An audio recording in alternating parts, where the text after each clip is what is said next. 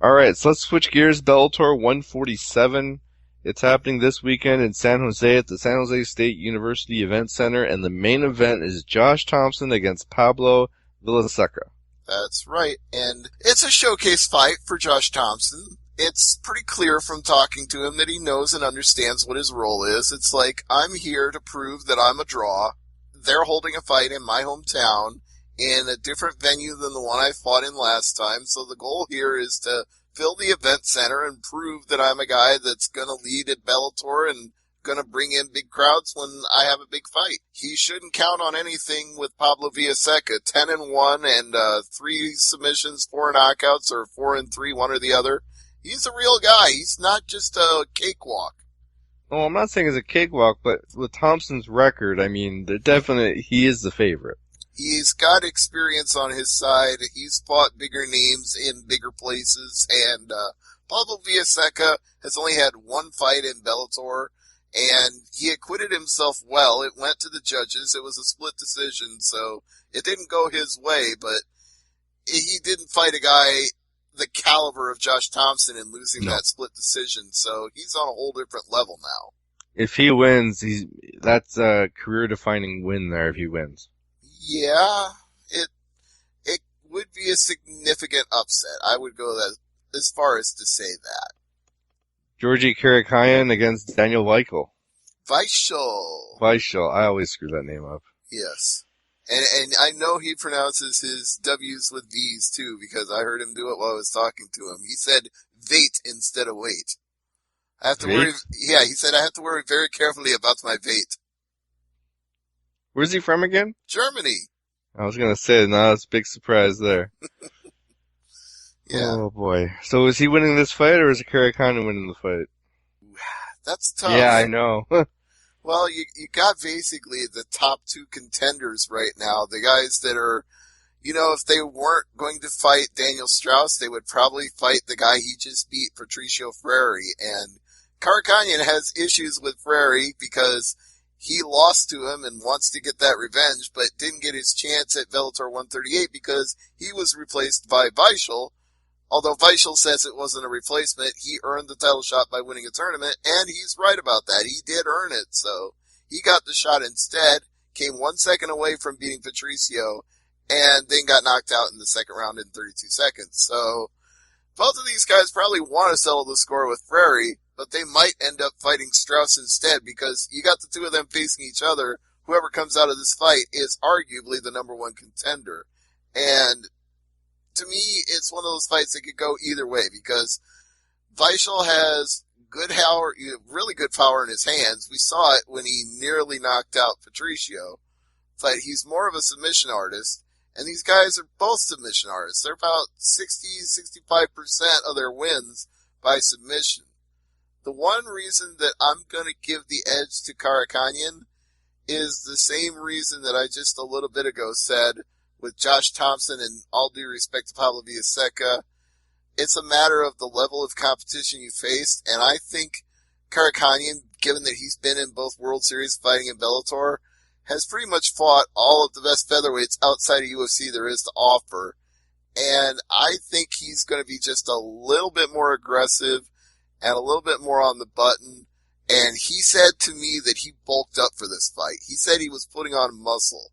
So And that's not always good, though. I know it's not always good, but I think if Karakayan makes the weight and he's got that extra muscle and that power in his hands, then he doesn't have to worry about Weichel's power in his hands. I think they'll probably stalemate each other in either aspect, whether it goes to the ground or whether it stays on the feet.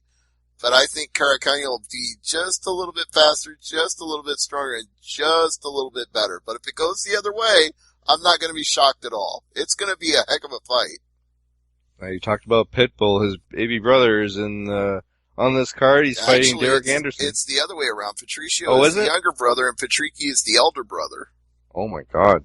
Yeah, although it's Patricio that has had the better record of success, the championships and the title fights and the big knockout wins and the big finishes. It's Patricky that needs to try to emulate the success of his younger brother. Yeah, I thought it was no, Pitbull was the older Patricky one. is the older, Wow. Patricio is the younger.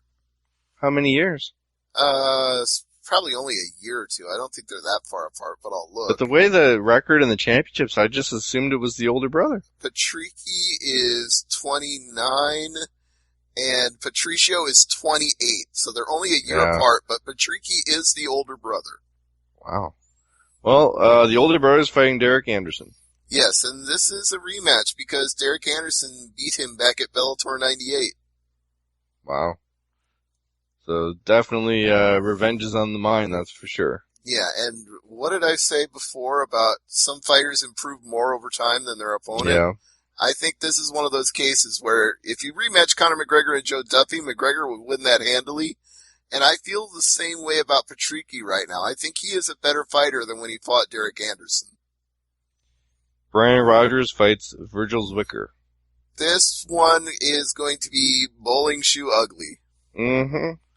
Neither one of these guys is going to go out there and be super technical. With Brian Rogers, the professional predator, as he likes to be known, he either wins big or loses big. He'll either hit a flying knee that's on a highlight reel, or he'll get absolutely creamed in the first round. And Virgil Zwicker is a good fighter, but he's known more for stand and bang than strategically putting somebody against the fence and looking for a takedown and moving the back mount and trying to get the hooks in and going for a sub. He's not that kind of fighter. He's a brawler, and nothing wrong with that because you do what works for you, and for Virgil Zwicker, it definitely works. So I predict these two just stand there and bang it out, and I think given the number of times Rogers has been finished lately, I think this favors Zwicker. Absolutely. I'm going with Zwicker as well, and that leaves us with Adam Piccolotti against Mario Soto. Just randomly not really caring too much about this fight, even though it is on the main card. What am I going to say here? What do you Coin pick? flip? Soto. Alright. Just because he's got the same name as Joe Soto? Is that your logic there? I just flip a coin to this one, to be honest. Well, you know what? I'm going to look at their records, because I really want to be a little more scientific about it than that. There's science in a coin flip. Yeah, I guess. Piccolotti is 6-0. Soto is 6-1. Let me look at their records of methods of victory. Maybe that's a little more telling, because can't glean a lot from the fact they almost have the exact same win-loss record. Piccolotti, he's got 2 KO wins, 2 submissions, and 2 decisions. So pretty even across the board in his methods of winning or losing. And Soto, he is a submission guy. He's a team alpha male fighter, 5 submissions out of 6 wins. I'm going with Soto. Now, Team Alpha Male, there was, wasn't there a fighter you talked to this past week from there? Yes, indeed. The party, Lance Palmer, who's defending the featherweight title for World Series of Fighting against Alexandre de Almeida on December 18th. The Chelsea at the Cosmopolitan. Like I said, there are a lot of fights going on in that same venue. In fact, 2 of his teammates are fighting in that same venue in the week before. Paige Van Zandt is in the main event of a card against Rose Namajunas, and Chad Money Mendez is in the main event of a card against Frankie Edgar. So a lot of Team Alpha Male fighters doing a lot of big things in the next couple of weeks. And where will we be able to hear this interview? Or see this interview, I should say? You know it. MMAmania.com. Now, there was also some talk about Crow Cop getting a 2-year suspension. Yeah, well, they are not letting him just go away into retirement. They're basically saying, you failed the test, so whether you're retired or not, you're still suspended. Now, this applies, for coaching. He can't corner anybody. Like, if you're suspended, you're suspended. Right. You can't get a manager's license when a suspension. No, you cannot. Now, was this applied to Europe as well?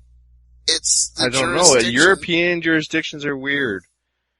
Well, that's a good question. I know with UFC, with Bellator, with all of them, if they go overseas, like, they have to honor the unified rules and all that stuff, where if you're suspended in one state, you're suspended all over. If you're suspended in the States, you're suspended in Canada. If you're suspended in Canada, you're probably suspended in the UK. But if you're in a country that isn't a part of the you know what I mean, the bigger picture, so to speak, then would they honor the suspension? I think it depends on what kind of graces you want to be in with North American partners and North American promotions that you might want to work with.